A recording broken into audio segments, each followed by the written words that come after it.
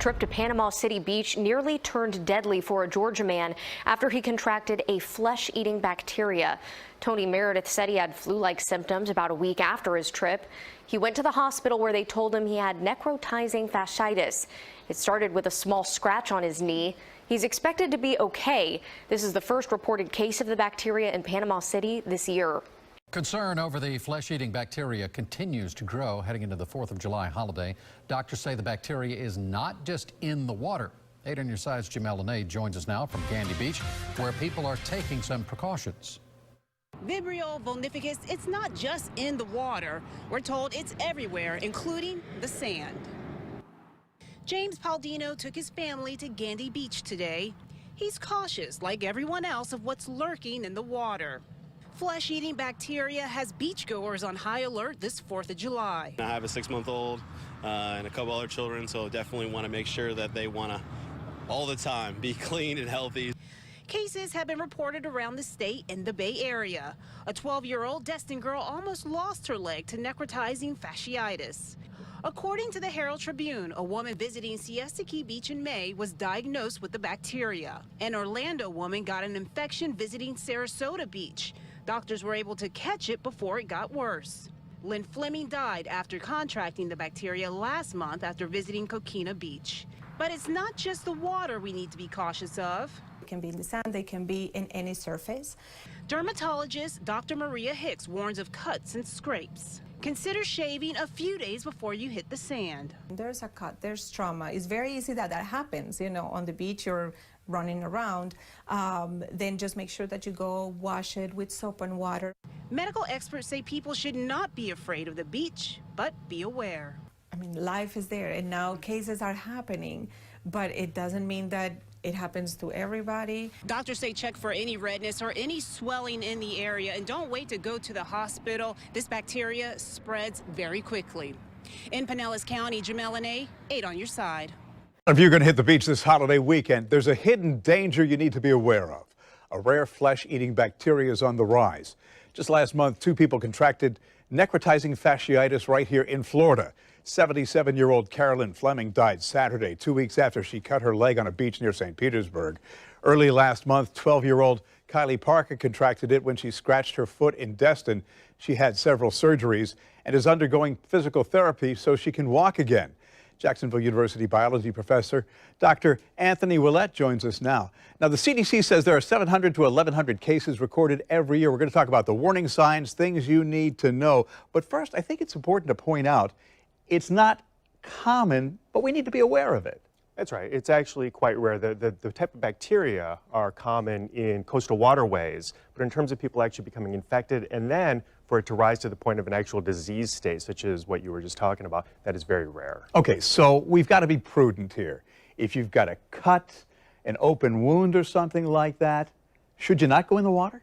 Well, if you're healthy, chances are you'll be totally fine. And so really, our immune systems are very robust. So it's the people with weakened immune systems or with liver disease that raises the levels of iron in your blood, which those bacteria just love. If you have kidney disease and if you have type 2 diabetes. So if you have those pre-existing medical conditions, and you've got some type of open cut, wound, a fresh tattoo, I would recommend not going into coastal waters. Other than that, most people, I'll get in them all the time. No worries. You mentioned coastal waters. Does that mean I don't have to worry about the beach, be more concerned about, say, the St. Johns River? Well, it's really, these bacteria will not grow in full-strength ocean water. So wherever you've got rivers, streams going into the ocean, it's mixing that fresh water. So the estuaries, lagoons, bays, things like that, that's where you're going to find the highest numbers. Okay, and it's not just cuts and things like that we've got to worry about, and sunbathing or swimming, but also because of climate change, we're finding that it's a problem in some marine life as well. You were telling me that, if we consume raw oysters, it can become a problem for us.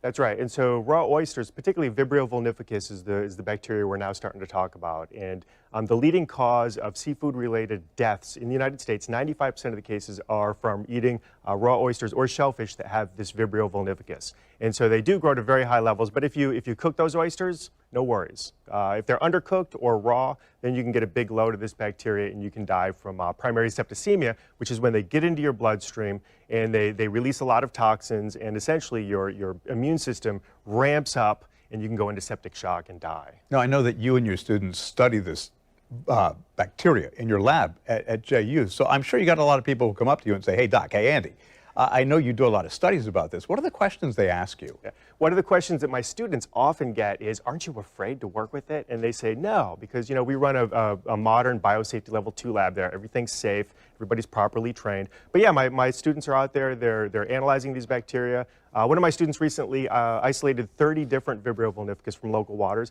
And through the battery of tests that she's run, it looks like none of them are pathogenic. And that's the thing. All Vibrio vulnificus are not the same. Some are pathogenic, very, very small concentration of them, and others are just out there living their life, doing their thing, would never hurt us. All right, so when do you know you have a problem? Signs and symptoms that you got to go to the doctor.